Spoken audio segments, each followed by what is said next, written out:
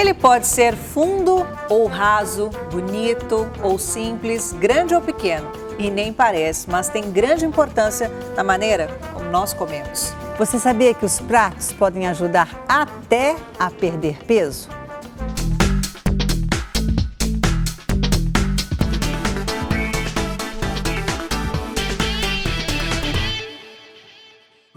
A gente usa todo dia.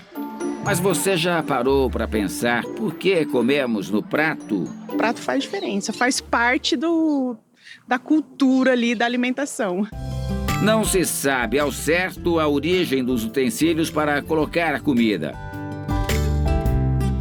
Já o prato propriamente dito surgiu na Idade Média, por volta do século XII, com os nobres. Esse objeto específico tem a ver com algumas mudanças sociais importantes que vão começar a acontecer no final da Idade Média. No início você tem as pessoas compartilhando travessas, nas quais cada um pega um pedaço, enfia seu garfo.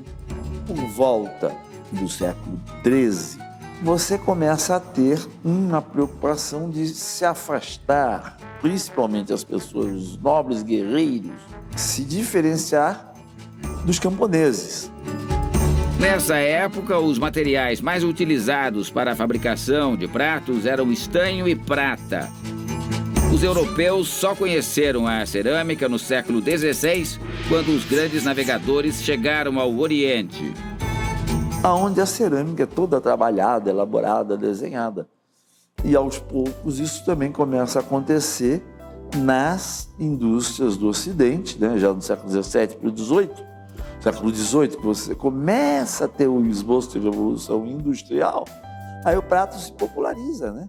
No Brasil, o hábito de comer em pratos veio com a família real e os nobres portugueses. Mas foi um costume que demorou para pegar, viu? Foi só na metade do século XIX, nos anos 1800, quando as manufaturas passaram a produzir pratos em grande quantidade. Prato raso, prato fundo, redondo, quadrado.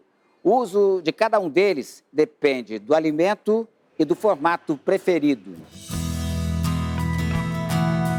Tem prato que às vezes é muito pequeno, aí você faz o prato e fica aquele negócio caindo para fora. Prato raso para comidas mais sólidas do dia a dia.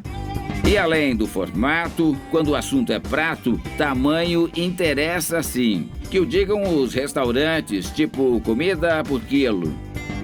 Quanto maior o prato, mais você põe, e mais caro fica.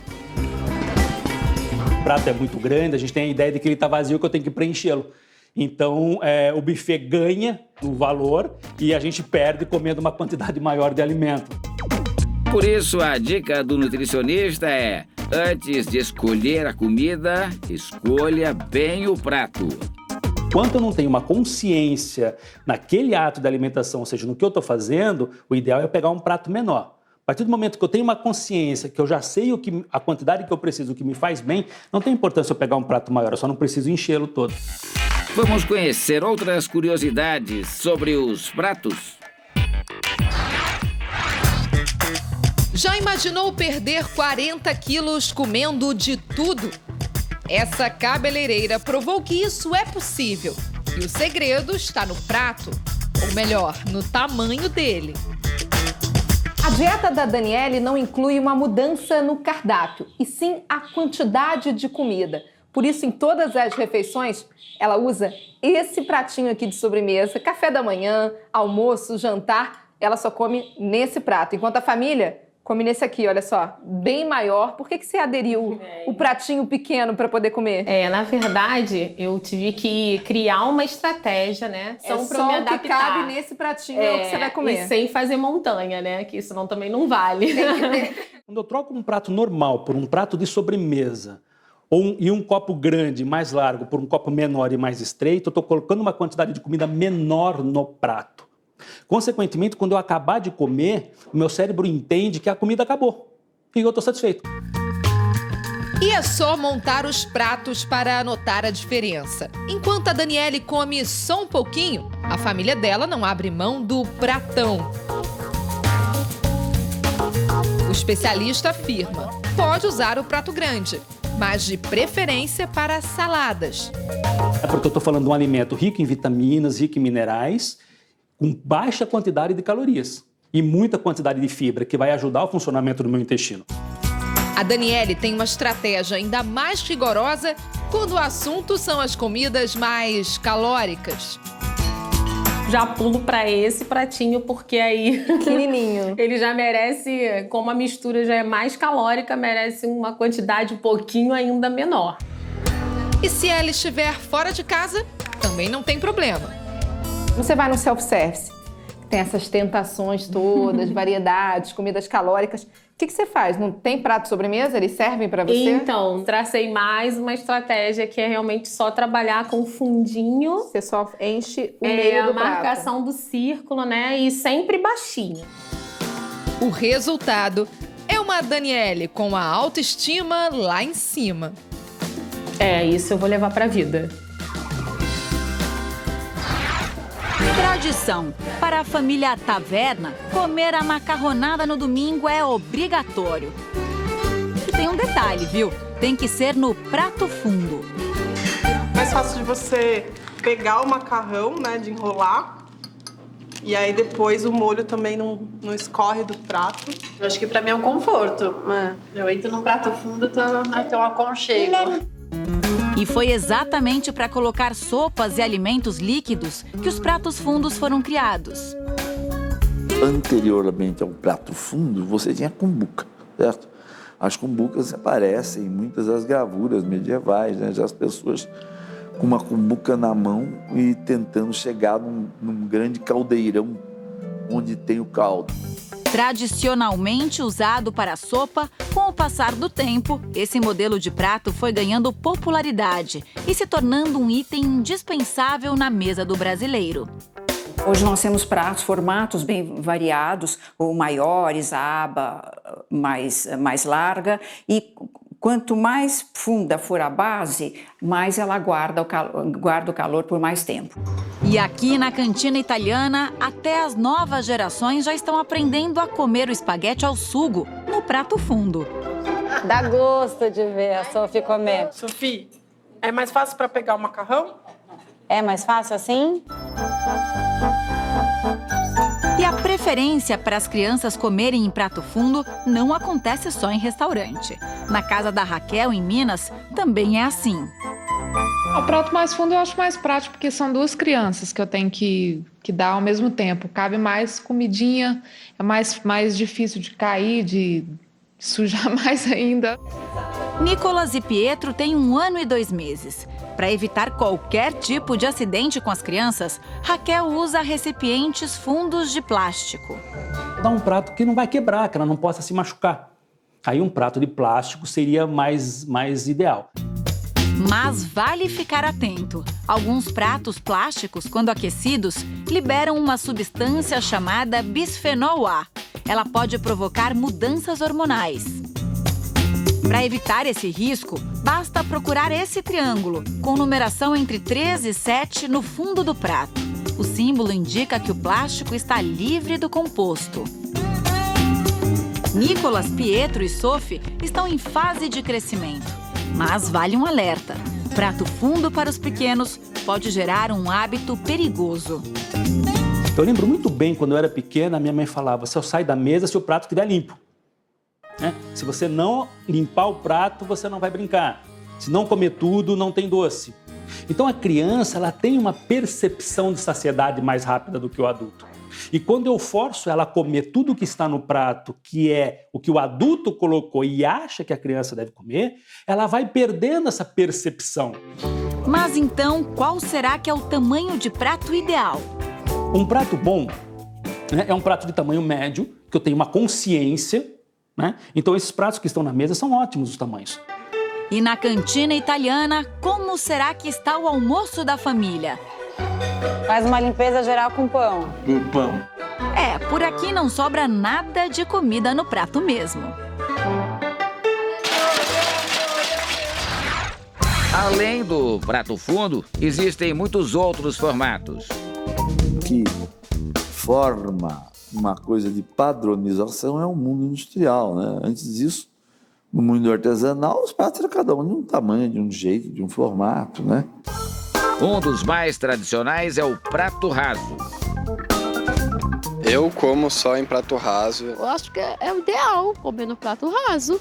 Depende, Josi. Segundo a especialista, o prato raso foi idealizado para o almoço, mas por praticidade, hoje se usa o utensílio também no jantar. Bem variado aquilo que você pode servir. Você pode servir o peixe, pode servir a carne. É o prato principal. Os tamanhos variam bastante. Em jogos de jantar mais completos, você encontra esse aqui de 25 a 28 centímetros e esses que são menores, eles têm de 23 a 24 centímetros. Já o prato menor, de 15 centímetros, pode estar em qualquer refeição. Nas principais, serve para saladas e sobremesas. E pode ser o prato de pão. Ele é usado em café da manhã, em chá da tarde, há uma série de ocasiões que você pode usar esse prato. Eles são práticos, leves, baratos. Só que os pratos descartáveis são verdadeiros vilões quando o assunto é meio ambiente. É que os de plástico, por exemplo, podem levar até 350 anos para se decompor. Irregularmente cai no corpo d'água, num rio, num lago, no mar, os peixes vão se confundir. Então eles vão acabar abocanhando, comendo aquilo lá, vai fazer mal. Aí você pode pensar, e se trocar pelos de isopor? Eles são ainda piores. O isopor ele não é reciclável. Muita gente prefere os pratos feitos de papelão, que se decompõem em aproximadamente 6 meses. Ele é um pouquinho melhor aí que o plástico, tá? A diferença é que você vai estar aumentando a quantidade o volume de resíduos para um aterro e se ele cair nos oceanos, né? Você vai estar contaminando ainda o meio ambiente. Uma solução bem menos agressiva ao meio ambiente são os produtos biodegradáveis. Eles podem ser feitos com papel e plástico especiais, ou elementos naturais, como o bagaço de cana e o farelo de trigo. É aquele material que vai se decompor ao longo do tempo naturalmente. Leva aí de 180 dias, tá? Para se degradar, para desaparecer. Ele forma a biomassa, dióxido de carbono e água. Então, para o meio ambiente, isso daí não tem problema.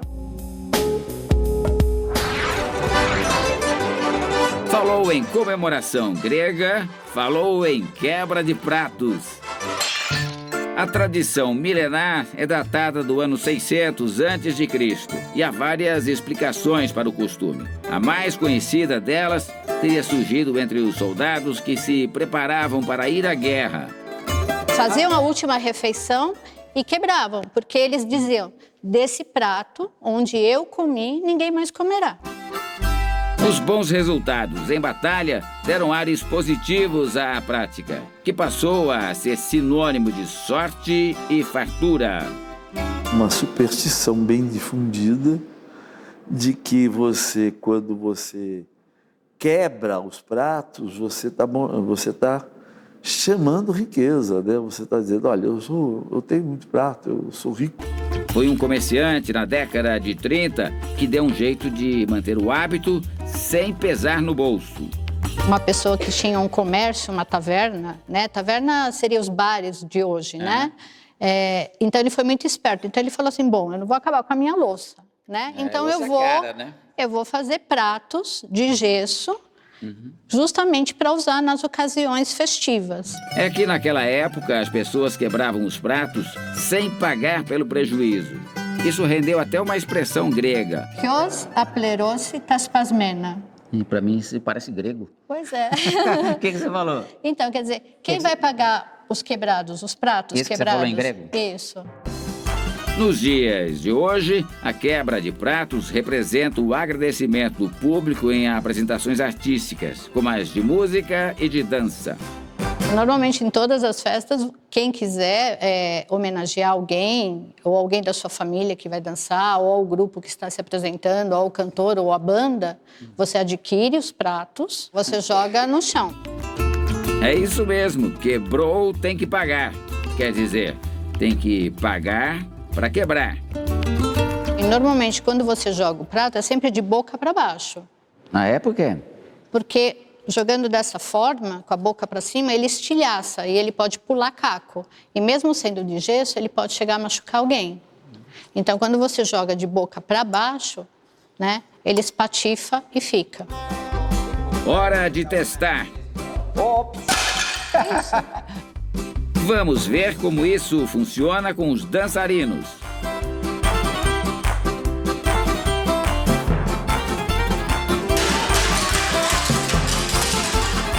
Saiba mais sobre mitos e verdades da alimentação em r7.com/domingo espetacular.